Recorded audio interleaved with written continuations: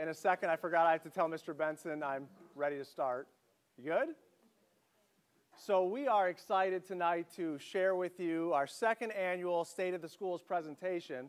And this year, for the first time, we're not only presenting it live to those of you that are in the audience tonight, we are streaming it live on YouTube, and then it will also be saved on our YouTube channel for those that would like to view it in the future. So first of all, thank you for taking time out of your busy schedules to be here and learn a little bit more about what we're doing as a school district. So before we get started, I want to share with you some of our distinguished guests that are here with us this evening. First of all, Strongsville Education Board President Carl Naso. Vice President Colonel Duke Evans. Board Member George Grozan. Board Member Jane Ludwig. Board Member Richard Micko. I thank them for their leadership and their work and the support that they've given me throughout my time as superintendent, and as we see the work that we do together as a leadership team. I'd also be remiss if I didn't thank our treasurer, George Anagnostou, who's in the back, for being here tonight, for his support and his work on behalf of our district. And finally, I would like to thank Mayor Persiak, who was gracious enough to take time out of his schedule to be here.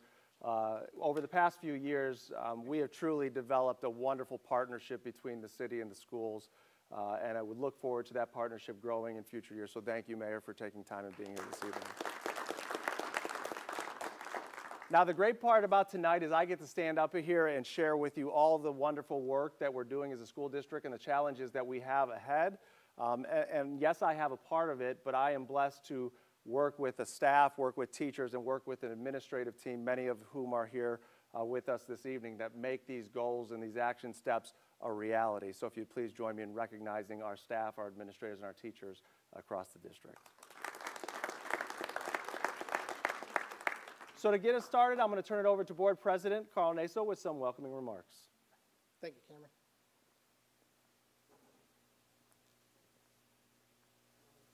This thing, so. Thank you all for coming tonight, and thank you all for your support of our levy last November. It helps us keep doing what we do. I'm excited for tonight's State of the School presentation because we get to share with you all the great things that are going on in this district. And to be certain, Strongsville City Schools are on a roll, academically, athletically, and in the arts. This 7-person leadership team consists of the Board of Education, the superintendent, and the treasurer. And I want to assure you all that we're rowing in the same direction, and we're dedicated to our goal of moving forward towards excellence. Back on August 10th, at our annual board retreat, the leadership team and certain key personnel, many of whom are in this room, got together and we laid out our strategic plan. And we laid out the action steps necessary to deliver on that plan. Our administration, our staff, our teachers are all working from that same game plan to deliver on our commitment. We are facing some challenges. This year, roughly $4 million in state cuts, courtesy of a line item veto from Mr. Kasich. But we're going to sharpen our pencils. We're going to do our best to reduce our spend, offset some of those cuts, and lessen the impact on our students. At every board meeting, we recite our 3 goals. Every single board meeting, we recite our 3 goals. And every action that we take at the board meeting is driven towards those 3 goals. So student achievement, financial prudence, community engagement. We work diligently at our primary objective, which is student achievement. We honor our commitment to the taxpayers through financial prudence. And then with the help of some community engagement, we maximize those goals, and we optimize the educational product that we deliver to our students every day. I want to thank you again all for coming tonight. We're excited. We're proud to be Mustangs. And with that, I want to introduce our superstar superintendent, Cameron Ryba.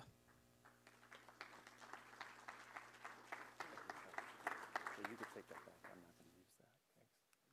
Thanks. That's right. So what we want to do tonight is kind of share where we're going, what we've done in the first 6 months of the school year, and what's in store for the second 6 months of the school year, and what successes we're in store and what challenges may lie ahead. So to do that, we have to understand where we're going. And a few years ago, when I was hired on as superintendent, I was asked to put a plan together about what is our vision for the district and where are we going. And we came up with our Strong Schools 2020 plan, which, as you could see on the slide here, states that we want to ensure that we have an innovative and exceptional educational experience for our students that meets the needs of our community. That's where we're going. We feel that we are a premier school district. We feel that we can continue to enhance what we do to rank among those premier school districts in the region and the state. So that's the destination. That's where we're traveling to. That's the work we do each day. But we need to chart the path to do that. And our mission statement really breaks down that concept into 4 areas. First of all, we need to prepare our kids, our students, to be not only successful in school, but successful in life, whatever that may be after they leave our K-12, our preschool to K-12 program. Secondly, we need to make sure, if we're going to reach that goal of student success in school and life, that we have the absolute best staff in the area, whether that's from support staff to teachers to administrators. Not only do we try to hire the best staff, but how do we support and build capacity and train our staff once they're a part of our district? We also need to make sure that our teachers, our staff, our students have outstanding resources, have outstanding facility, and how do we balance that within our financial parameters? And then, as a school district, we are a representative of our community. How do we ensure that the education, the opportunities that we're offering to our students are in line with the community's goals for our students? So we've got our destination, we've got the path we're going to go, and as Mr. Naso said, we have specific steps that we work on each year through our Strong Schools 2020 plan through the 3 goals of academic achievement and growth, financial prudence, and community engagement, and how each pieces of that mission statement fall into the work that we do each and every day. So, but before we talk about the work that we've done in the past 6 months, I think it's important to know who we are a little bit as a school district. And we started every year, we have a convocation, and our theme this year was one team, one goal. We are all on the same team working towards that same goal of having a premier educational experience for our students. So our team is made up of about 5,500 students this year. If you look at the diversity that makes up that team, we have exactly 233 students in our district that are learning English as their second language. We are teaching them, and that comes from 27 different languages and countries that represent the students in our district.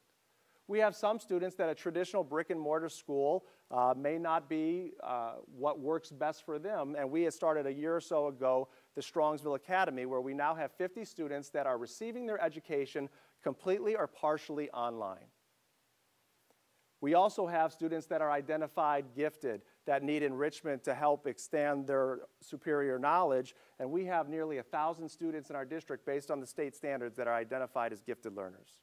We also have over 500 students that receive and need support through special education services, and we have over 1,000 students in our district that are on our free and reduced lunch program based on the socioeconomic status of their families. So as we look at the 5,500 students in our district, we have a wide variety of needs that we need to support to ensure all of our students are on the path for success after they leave us in high school. And hopefully what you'll see tonight is some of the work that we've done to begin to proactively plan for all of those students when we provide instruction. So let's take a look at what we're doing to make sure our kids are successful and ready for career, college, or life. One of the things we've done this year and spent a lot of time doing is aligning our elementary instruction. We have 5 different elementary buildings, and it's important to us that whether you're in 3rd grade at Kinsner or Chapman, Moraski, Sarrar, or Whitney, you're getting a similar experience. And at the high school level and middle school level, we needed to take a hard look at how are we aligning our course offerings 6 to 12 to make sure there's pathways as students go throughout their educational career. So here's the question we started with this year and in a few years ago is, what do we want students to learn? Our curriculum director, Aaron Green, who's back there tonight, has done a tremendous amount of work to answer that question by grade level, by subject, by course, and map out what do we want students to learn when they're in a class that we teach. This year we've gone a step beyond, and we have implemented what we call curriculum audits, where every quarter or trimester teachers are sitting down together and saying, How did we implement the curriculum we want our kids to learn? Are we pacing it in the right way? Are our kids getting it? What do we need? What supports do we need to move forward? Second, we asked the question, how do we support students in their learning? One of the things that we noticed a few years ago was our resources for our students and teachers were out of date. Our teachers, because they had to, were creating their own resources, and math in 5th grade in one building may have looked different than math in a different building. So we put together a plan to make sure our textbooks and resources were updated. We made sure we had consistent online resources for our families so that education could extend beyond the school day. And especially at our high school and middle school level, we began to focus on skills that were necessary to have success in life rather than isolated content knowledge. So I know when I went to high school, and I'll pick on social studies, and I took a social studies test, it was very much facts and figures. When did this person live? When was this battle fought? Now we're teaching our kids how are the skills of analyzing, of synthesizing, of learning lessons from our historical documents to apply them to new situations. And those skills of communicating, collaborating, and being critical thinkers are skills that are going to last a lot longer than knowing isolated information. The last thing we've been doing this year is really looking at what pathways we have available for our students from middle school to high school. Mr. Tomino, one of our associate principal at the high school, he did an audit of the courses that we offer at Strongsville High School compared to a lot of other districts that we would consider premier in the Northeast Ohio area. And we found that although there are some gaps, our course curriculum availability to our students is second to none. We have a tremendous amount of opportunities for our students, and we've worked with the middle school to ensure that there's pathways so when they start with an art music production course in the middle school or they start with a robotics course, that there's a pathway for them to explore those interests as they go on to the secondary level. And as we look as an example, we've done a tremendous amount of work led by our department chairs and high school administration of alignment of our career tech offerings in the school. So as I said, we have something called Project Lead the Way at the middle school, where we have students studying robotics or medical detectives or design and modeling. And we have completely revamped our career tech offerings at the high school to incorporate some of those STEM concepts to ensure that our students have those pathways that are started in the middle school to continue on through high school.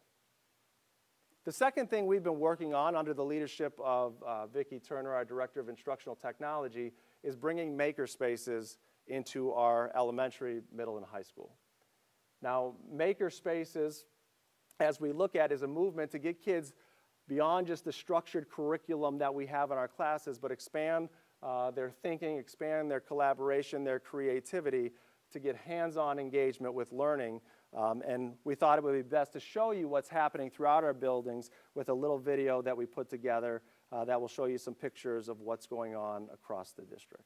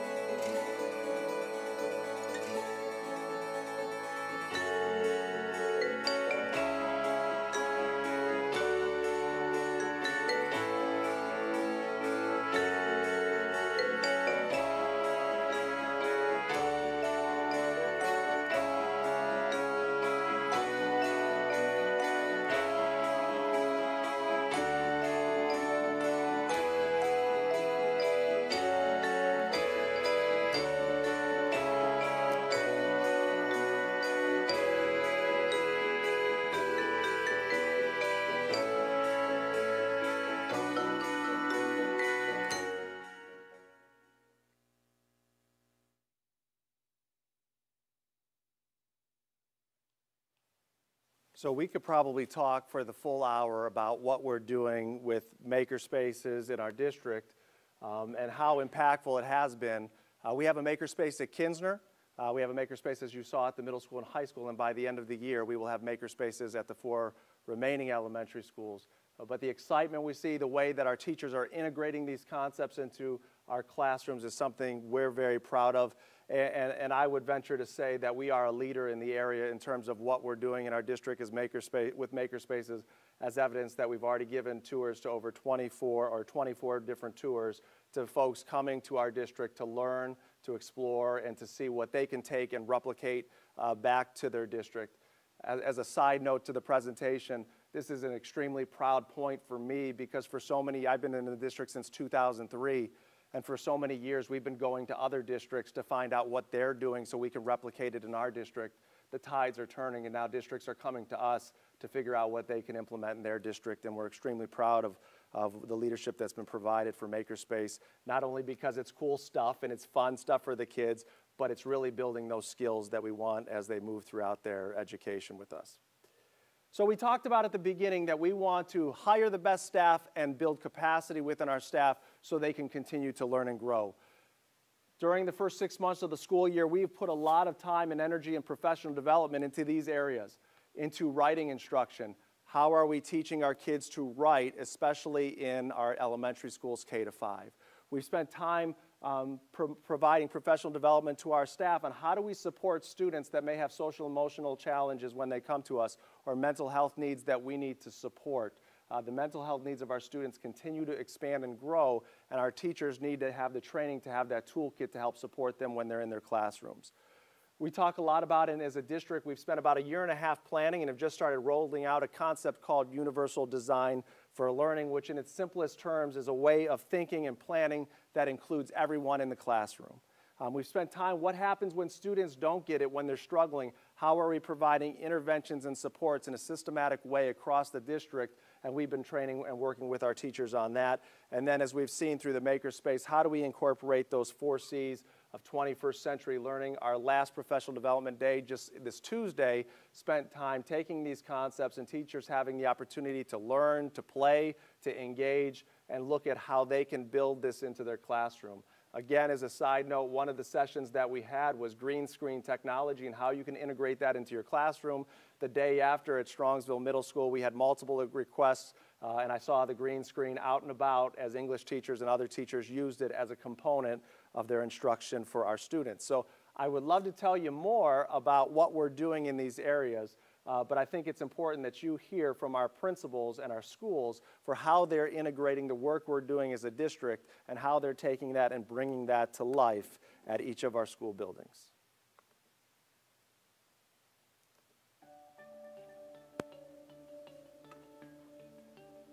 Our staff at the Early Learning Preschool is dedicated to providing a high-quality education through our developmentally appropriate play-based curriculum. Our daily instructional practices are influenced by the principles of Universal Design for Learning, or UDL.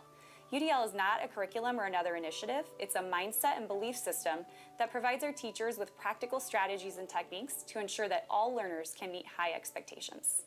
I like to use UDL in my classroom so that all students can access every activity that we do. So some ways I like to use it is always having visuals, pictures for children to be able to understand what we're talking about. It also helps them follow directions, so if they're not really great at listening to directions, they can always see the directions. We also do it a lot for routines or steps to an activity, so they know what to follow. They don't have to rely on adults. It also helps them demonstrate what they know. Welcome to Chevon Elementary School.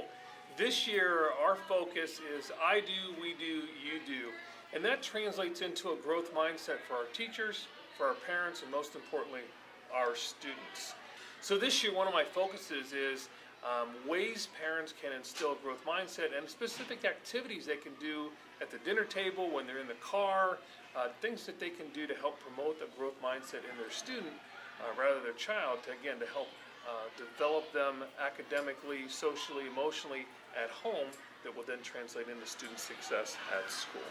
When you come to school and you know maybe things will be hard, but you can work and you can do them and you can make progress, and everybody's progress may look different, But when you know that you can do it and you have that mindset, even when things are hard, you can still work at them. And that's a growth mindset. It is known that we are trying to prepare our kids for the future. But how do you prepare kids for the future when you don't know what the future looks like? With technology changing daily, the jobs, the universities, the careers, all are unknown, especially for elementary students by the time they graduate. So in order to prepare students for the future that is unknown to us all, we must teach them how to be thinkers, we must teach them how to be problem solvers, we must teach them how to embrace and love a challenge.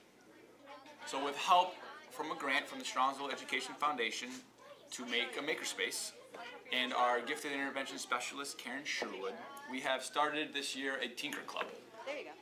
Well, the maker movement has been going on nationally for a long time, and it's kind of going back to kind of the DIY fun that those of us who are of a certain age remember doing routinely, but with a little more of a tech edge.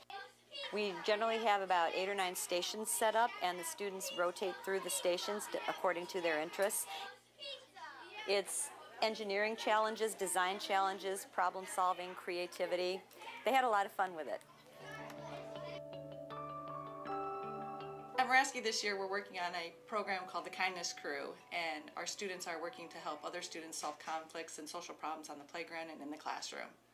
Students are picked from the grades by their teachers from last year, and they chose 1 student or 2 students from each classroom, and it's based on their kindness and work ethic, not grades or anything like that, but just how nice they are and leadership.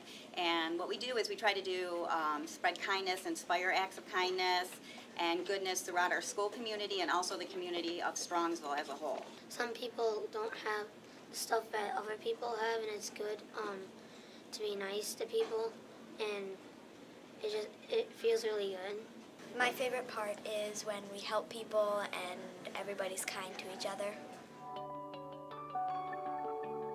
At Strongsville Elementary School, we're very proud of the writing curriculum that the district has adopted. We've seen great gains. Our students are publishing their own writing, and this is just a different approach to writing that we're taking this year with Lucy Calkins. She is more into the curriculum is more into student-led writing instead of the teacher standing up and directing students how to write a certain piece. Students come in with a small moment, something that they're passionate about or something that's happened to them that they know a lot of information about, so they can write and create their own stories that way. I have to say that I'm excited about it. It's really the first time when you're asking kids to write that they're not complaining about writing. They just seem to have so much to tell. They work with writing partners, and I think just that, not being afraid to put themselves out there, and the things they write about really are about them, either something they did or something that happened to them. And they help each other, so it's that teamwork, working together with a partner, no matter what their skill level is. It's just kind of an all-around good thing, I think. You can do that. I wrote about my first wrestling match because I wrestle at the Strongsville High School. I like to write because I think it's an activity that can keep you busy for a while and you won't have to be bored. Captain's Table here at Whitney evolved out of what used to be Pizza with a Principal lunch, and it was something that was in place as a reward for students who had shown pride here at Whitney. So that would be being prepared, being responsible, inclusive, determined, and engaged in the classroom and here at school. We wanted this year to take Pizza with the Principal and kind of up it to a new level. So because the theme here at Whitney this year is a cruise into learning theme, we took the cruise idea and made it into a fine dining club where kids now receive as the reward, instead of Pizza with a Principal, they receive lunch at the captain's table. It's also a reward in that we have our staff that has volunteered here to come in and serve the students. So each month we have teachers that these students know and interact with in the classroom come in and be their servers. So they're saying to them, "Sir, would you like some more? Sir, can I take your plate?" And it's a really neat interaction to watch because it shifts that role between teacher and student for a little bit. And it also gives our staff a chance to sit and talk with students in a very, informal kind of a way. So what are you going to do this weekend? What are your plans? What's new? That kind of a thing in a more relaxed atmosphere. To me, It means that I've been showing good pride at the school, and I've been working hard to be a good student. It means to me like how you're working hard in the school and trying your best all the time. So we have a program here at Strongsville Middle School called Mustang Roundup, and the goal is to reinforce student expectations and teach them the skills to be successful in and out of the classroom. Each month, we focus on a single pillar of pride. Our teams celebrate student successes, we play games, we do activities, and we try to keep this as positive as we can for our students. So this is a program that's designed for all students, and the overall goal is to reduce student discipline but improve positive behaviors that students are going to share throughout the building on a daily basis. The Mustang Roundup is a monthly meeting that we have with the kids that is established to help positive behaviors here at Strongsville Middle School. For instance, one of the tools that we use are these Mustang Tickets, and these are to recognize kids who go above and beyond the normal activities. For instance, I have a student who is extremely helpful with one of our students who came from Mexico, and without prompting, she helps him constantly. So I would give her one of these tickets, and she would put it in this bowl, and she'd be entered for a raffle, and we hold these monthly. Here at the high school, we are going to highlight our Deca program and the relationships we have with our business community here in Strongsville.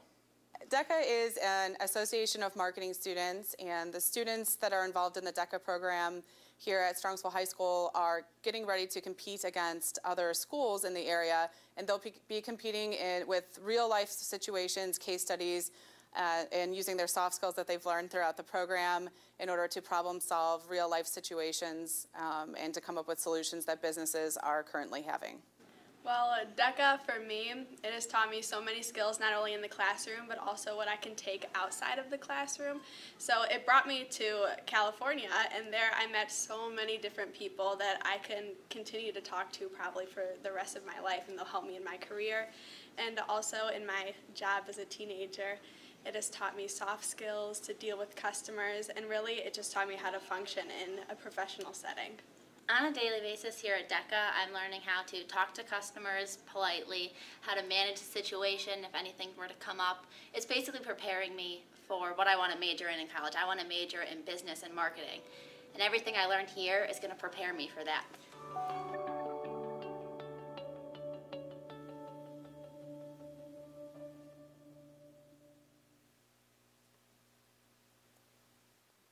As I said earlier, that's where the real work is being done at the building level, and thank you to the principals that let us come in and highlight the great work that you're doing. I know you truly enjoyed seeing yourself on the screen in front of everybody tonight, but appreciate all the work that you're doing.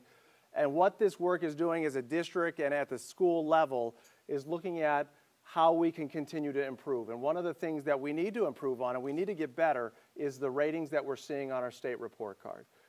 As we got our state report card this recent year, because of all the changes in state testing, we've seen extreme highs in our district, and we've seen some dips that need to improve. But I've never been more confident in my years as a central office administrator than I am right now with where we're headed, the foundation we have in place, and the work we're doing. We're doing the right work, and we are confident that based on the work, we will start to see those results come in terms of the report card. We saw a lot of positives on our report card this year. If you look at how our elementary schools did, altogether we saw great success. The work that we're doing to support our elementary schools is working. We have a tremendous amount of effort going on at the high school and middle school, and we're continuing to provide that support throughout the district and our elementary schools as well. So what have we done this year already? We've analyzed all data. The state report card is one test given on one day at one point in time. So how are our students doing throughout the district on different assessment data that we have, and what themes are we seeing? So one theme that we saw was that we needed to improve our writing instruction across the district. That's why not only K-5 are we focusing on writing, but we have a new English language arts series at the high school and middle school that also focuses heavily on how we're instructing in writing. We provided that targeted professional development to our staff as we talked about, and our building principals developed plans for each of their buildings about how they're supporting the work, and we support them and the work that they're doing. And some of the work that we're doing right now is developing common assessments, not more assessments, not different assessments, but assessments that are embedded within what our teachers do on a day-to-day basis to help us monitor how our students are doing throughout the school year, so we don't have to wait until we get the state test results to see how they're doing. We know throughout the school year. And I just want to personally thank our principals and our teachers for the tremendous amount of work that they've done to put these plans into place. There's a teacher here tonight that I'm not going to name, but after we released our test results this summer, they quickly sent me a message saying these test results will improve guaranteed. And I believed, and it inspired me to work harder, and I know that that individual is leading the work at their building to make that goal a reality, and I greatly appreciate it. So all of this is great. We're doing all of this work as a district, but how is it translating to really what we're here for? And that's the success and growth of our students. So we look at, are we preparing students for life and college and career? So we take a look at our high school data. So right now we're seeing not only do we have a plethora of rigorous activities or courses for our students, but 92% of our high schoolers are participating in a college-based curriculum. And we look at that, last year we had 603 high school students take part in AP advanced placement courses. What that means is those are college level courses that if they take an AP exam and score a 3 or higher, that they are earning college credit while they're in high school. We had over 1,100 exams taken, and we last year won an award for being on the AP honor roll, which means we've extended our enrollment in AP classes while keeping the same level of success from our students.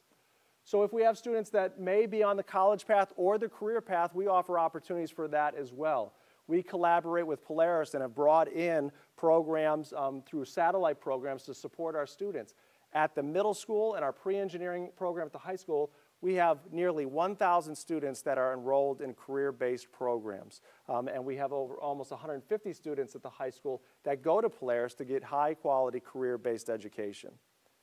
Not only are our students finding success in the classroom, but they are earning college credits beyond AP at Strongsville High School. So whether they take college credit plus courses on campus or they go to Tri-C or Cleveland State or Lorain Community, last year our students earned 2,631 college credits while still being enrolled in high school.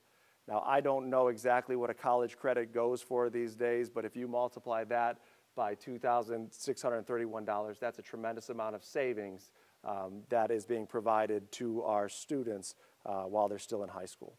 And as they're going through those college courses or our high school curriculum, they are outperforming the state and the nation in our ACT results. And what we're seeing is nearly 91% of our students report that after they leave Strongsville High School, they're going on to a 2- or 4-year college-based program. And we're extremely proud of those accomplishments. So as we look at how do we balance all the work we're doing in academics and providing opportunities and programs with that financial prudence and providing outstanding resources and facilities, we need to first look at how are we investing in our students. And we've just given you some examples that we feel set us apart a little bit from other districts.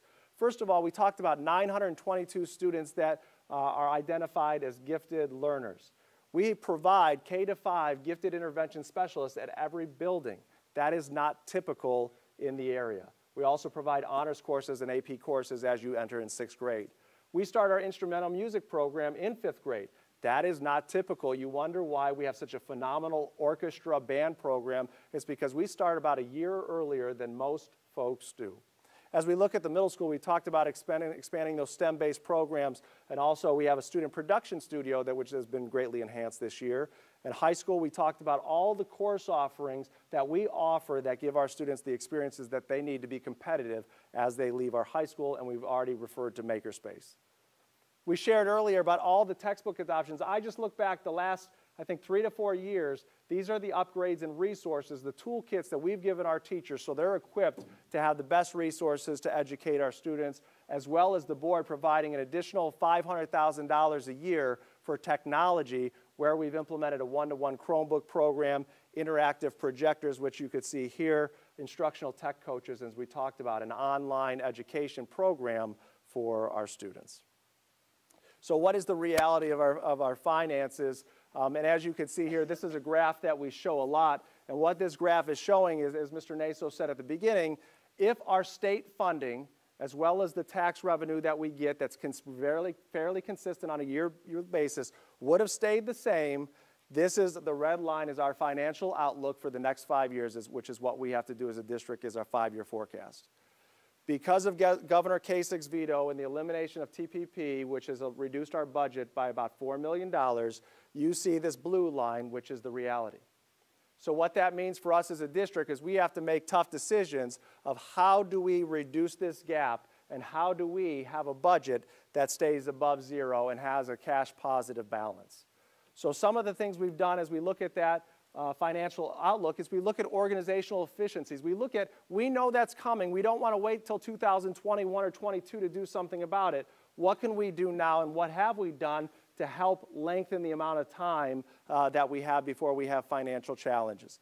First of all, based on the work of our treasurer, he put into place a new investment strategy, which last year alone increased our interest revenue by over $100,000 compared to $37,000 the year before. We, in fiscal year 14, we switched to a self-insured healthcare plan rather than fully insured. Because of that switch, so far we've saved $4.6 million for the taxpayers. We have looked at our enrollment has declined, and I'll talk more about that later on in the presentation, but we've reduced our staffing positions at the same percentage as our student enrollment has declined, and just in the last 2 years alone, that has saved the district $2 million. And not only have we saved money in those areas, but we do pride ourselves, and George prides himself on being financially transparent with the work that we've done. And you could see there's too many recognitions and awards to mention that he has received based on his financial accounting and financial transparency. The other thing that we did is Mr. Naso, George, and I, in October, we went to Chicago. Moodys is a financial rating brokerage that looks at cities. The city is rated through Moodys. The district is rated through Moodys. And recently, we had what is called a AA3 rating. So just like you as a person want to have a great credit score, we want to have a great credit score as a district. So we went to Chicago, we went to Moodys, we provided a presentation to say, here's why we feel we're a financially stable district and our financial outlook is positive. Based on the work we did and the presentation we gave, Moodys upgraded our bond rating from AA3 to AA2. The most they can increase you is one level at a time. So what that gave us the opportunity to do is, if you remember that $81 million bond issue that we were blessed with from the taxpayers to build a new middle school and renovate schools, we were able to refinance basically that $81 million. So just as you would take your home mortgage a few years ago and refinance your 30-year or 15-year mortgage, and you would see thousands of dollars of savings, based on the leadership of George and the work that we did with Moodys, we were able to refinance a part of that bond issue, and that is going to be a direct savings to the taxpayers of almost $750,000 based on that refinance.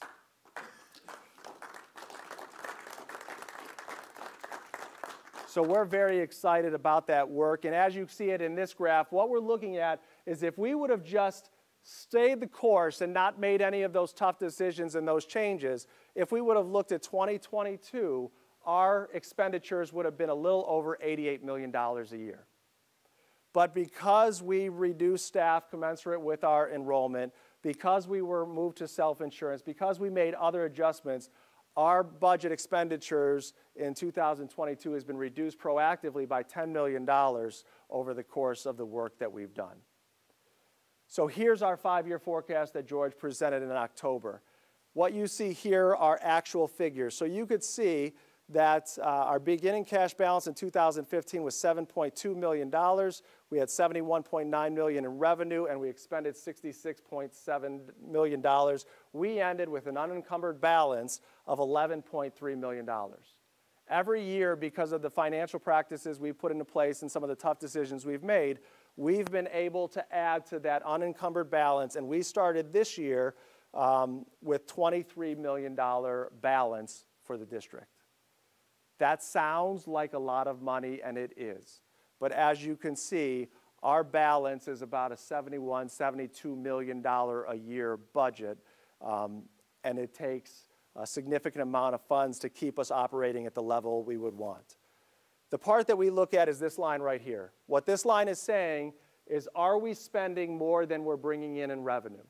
So this is this year right here, and as you can see, based on the budget that has been presented in October, we are projected to spend $1.8 million more than we will bring in revenue. And it compounds itself throughout the years, and as you can see, in 2022, we are projected to spend nearly $10 million more than we bring in, and we would have a deficit of $5.6 million. As a public school district, we cannot have a negative deficit, so we have two decisions to make.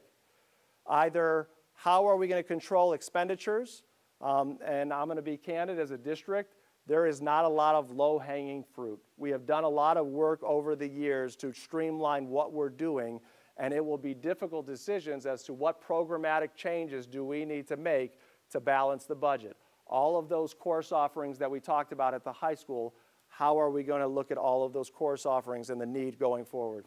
The second option that we have is looking at how do we generate more revenue, and that would be looking at conversations with the board about putting an additional operating levy on the ballot to help support our expenses. It's important to note that the last time that we went to the taxpayers as a school district for new operating funds, which are different than bond funds to build buildings, was 2007. So as a school district, we have so far gone over 11 years on the tax dollars that we were blessed with back in 2007. We will soon be getting to a point where we can no longer live on those pretty stagnant tax dollars. So that's the decisions that we've got to look at as we go throughout the upcoming months. And to do that and to do some of the other work, it's important that we engage and collaborate with our community. And I wanted to just highlight a few opportunities that are out there if you're interested, or just so you're aware of some of the work that we do. We work together with our community to give guidance and support on our facilities and properties. We have a finance committee that gives recommendations on those things we're talking about, revenue generating opportunities or expenditure reductions. We're starting to work with our business advisory committee and get that up and going about how do we ensure that we're providing a workforce that meets the needs of our local companies and businesses. We also work with the community group looking at how are we ensuring we have a great experience, a premier experience for our students in athletics, arts, and extracurriculars. And if that wasn't collaborating with our community enough, we have a curriculum advisory committee getting feedback on some of the curricular materials that we're using. We have a Strongsville Positive Outreach team that does not collaborate with the community but offers community engagement opportunities. Some of the more popular ones are our annual Safe Halloween Trick or Treat, our Greet and Treat that happens every October, and an event that will be happening in the next few months, which is Family First Night, where we as a district do not assign any homework, tests, any work. It's an opportunity to have some family time, and we open up our buildings to help support that. I also feel as a superintendent it's important to hear from our students. We started a student advisory group where I meet quarterly with middle school and high school students about what do they think we need to do and improve as a district. And as I found out after our first meeting, they are not shy about letting me know what we need to do to improve, and we'll be working throughout that last half of the year. And then Vicki has parents on her technology committee to get their insight on some of the work that we're doing with regards to our technology work. So where are we going in the next 6 months? First of all, we're going to be auditing our grading practices. We're going to be taking a look at how are we grading, what it counts as a grade, and we're starting that work to just find out how are we grading, what's going in the grade book, how are we assessing kids, and is it assessing the right things so that grades truly are measuring mastery in the content or the subject that they're taking. Two projects that are big that Mr. Breckner, our operations manager, is overseeing is that $81 million bond issue we talked about. We have about $1.2 million allocated to elementary upgrades. So in the next month, he will be finalizing his recommendations to me about how we're going to utilize that $1.2 million to upgrade some of our elementary buildings throughout the district. He's also going to be conducting a feasibility study and looking at the safety of our buildings. So if you go to Kinsner, the high school or the middle school, you'll notice that you can't go anywhere in the building without going to the main office first. That's not true for the buildings that we've listed here. So we're looking for the safety of our students, for the safety of our buildings. What is the feasibility of adding a secure vestibule or secure entrance to all of our elementary buildings? And the last thing that we're looking at, and one of the things I get more questions about than most, is what are we doing with full-day kindergarten? Right now it's a tuition-based program. and we had our meeting last night. So throughout the rest of the year, we're doing a study to look at what is the educational benefit and a tuition study to see where we want to go in the future with full-day kindergarten. So to wrap up, a few slides that I want to share with you is, as we move and as we were getting ready for this presentation, we shared a survey with our community and said, what do you want to hear about? What are some things that are important to you that you would like us to address? So in the last few minutes that we have, I want to share some of the most popular things that were brought up. The first was student enrollment and class sizes. So before we talk about student enrollment, we've got to take a look at our city demographics. If you look at the 2000 and 2010 census data and the 2016 population study, you will see that ages 5 to 19, even though most of our children are not 19 years old, that's the data that they have, we've reduced by about 4% the students ages 5 to 19 that live in the city, and we've increased almost 8% of our population that are 65 and over. So congratulations, Mayor, for making it a wonderful place to call home. Our folks raise their families, they stay because of the wonderful services that we have. So the reality is, as a school district, we simply have, since the year 2000, 1,500 fewer school-age students to educate in our district. And as you look at our enrollment from 2006 on, you will see that that follows the same pattern as the census data, that our enrollment has declined and it's starting to level off, with this year's enrollment at this time almost 5,400 students. So what does this mean for class sizes? We have guidelines in the elementary level that we try to work towards. K to 3, we try to have class sizes of no more than 25. Of grade 4 on up, class sizes no more than 30 students. So as you could see on this graph, we took an average of K to 3 per building. Every building is below that cap of 25 students, which we feel is a good class size and both financially responsible and educationally responsible. We do have some higher class sizes in 4 to 5, but as we look at the building as a whole, we are right in a good spot with where we want to be with class sizes across our elementary buildings. We also took a look at our high school as a whole and our middle school as a whole, and we looked at core, which would be your English language arts, math, science, and social studies, and we saw, amazingly, that at both buildings, those averaged out to a class size of about 25 students. When we look at our encore classes, so that's our electives, our art, music, PE, world languages, what have you, we are looking at an average class size of 30 at the middle school and 21 at the high school. 30 at the middle school is more of a factor of their structure and their schedule than anything else. So as a district, we are very happy with where we're at enrollment-wise. We do know we have some higher class sizes that naturally go through, but we feel we're in a good spot with the board parameters of kind of that 25 per class with where we want to be. The other question that we got a lot is, what are we doing with Chromebooks and the technology integration in our district? And so I wanted to share with you another graph about this Chromebook one-to-one program. So at the high school, we're on year 2 of a true one-to-one program where every high schooler gets their own Chromebook for their 4 years of high school. All of our freshmen have it, all of our sophomores have it, and it'll be phased in each year. Our one-to-one program at the elementary grade level is and at our middle school is an 80% ratio. We take a look at how many students we have enrolled in grades 1 to 5 because we feel kindergartners are a little young in the beginning to truly get on Chromebooks as a learning tool. They use them later in the year. And 80% we should have a Chromebook ratio. So as you see, as you look at each of the buildings, the blue is the enrollment, the orange is the Chromebooks, and you'll notice in some buildings it's even or even more Chromebooks than we actually have students.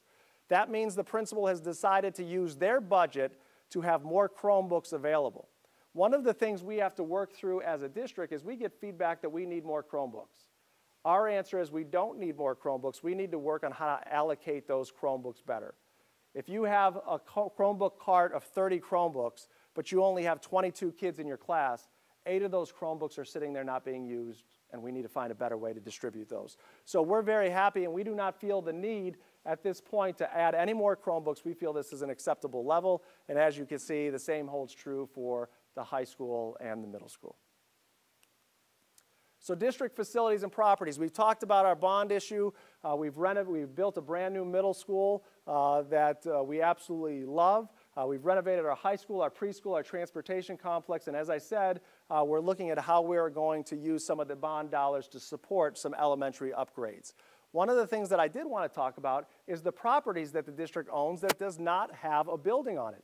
We actually own 5 properties as a school district. Now, some of you may have never known that we actually own these properties, but we do have a property that's over there at Walnut Creek and White Bark. It's by the high school. It's woods right now, but that is a district property. This is at Albion and Webster, almost catty-corner to Albion Middle School property. We own that property. This is the former Albion Middle School. That's the former Allen property. And this is what was the pupil service building by Jardine's Funeral Home on Pearl Road.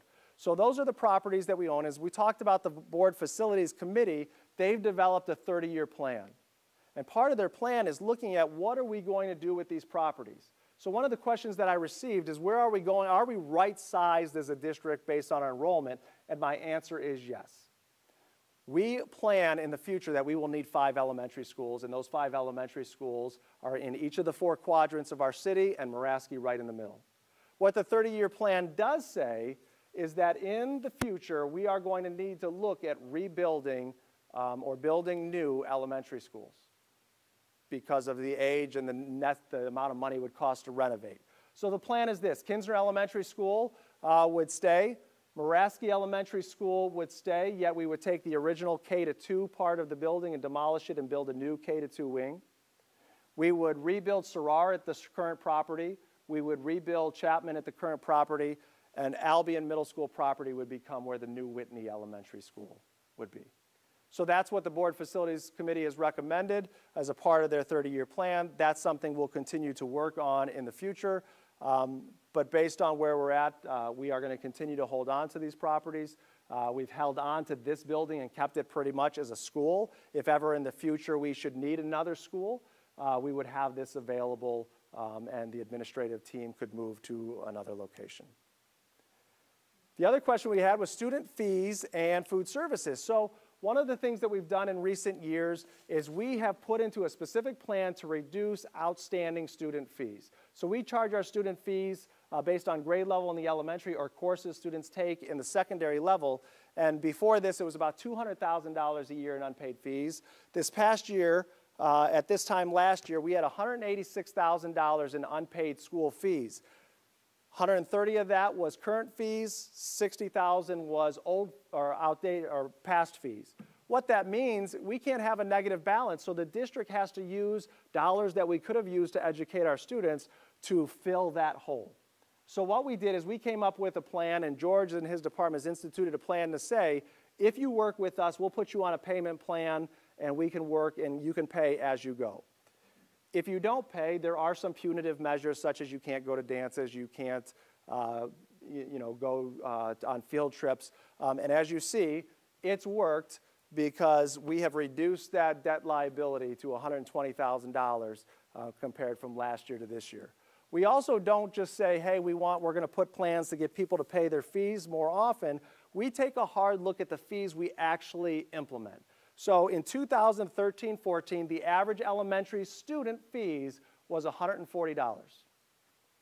We took a look at that. We reduced workbooks. We reduced ancillary resources that we didn't feel we needed. And the average elementary student fee this year was $75. So we feel by almost cutting our student fees at the elementary in half, that's been a great benefit to our community and our parents. As you know, a few years ago in food services, we brought in Chartwells to manage the food service program and our food service staff to implement that. We had a rocky first year, but after that, as you could see, we've rebounded. In the last 5 years, this is the highest meals per day that we've seen, and that is also considering that we have 150 less students that are available to eat in our cafeteria. So we're proud of our meals per day, and if you look at the participation rate, we have roughly 50% of our students eating our food in our cafeteria program each day. Again, the highest level that we've seen in the last 5 years, and we're proud of the progress that we're not only seeing financially by more students participating, but higher quality food, our students enjoying the options that we're providing.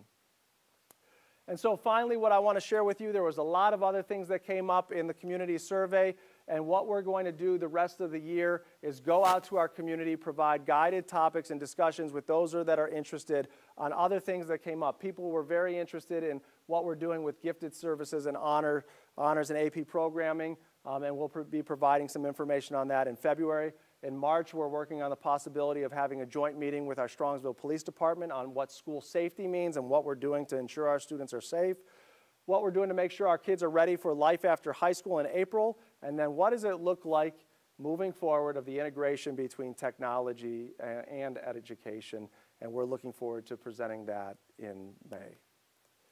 So I'm sure there's other questions that you may have or the people that are watching this online may have, and what you see on the screen is a URL. Some of you have already started submitting questions, but if you have questions that you have that weren't answered in the presentation tonight, please submit them. We're taking a look at them. We'll develop 60 seconds, our short videos to answer those questions. We'll put them in our weekly updates to answer those questions, to continue the dialogue between the school district and the school. And I think I have a minute to spare, but I've gotten this in about an hour, which was the goal. So I want to thank you for coming tonight. Thank you engaging with us, whether online or in person. And I hope that you share the excitement that our team and our district shares for the future of Strongsville City Schools. So thank you, everyone.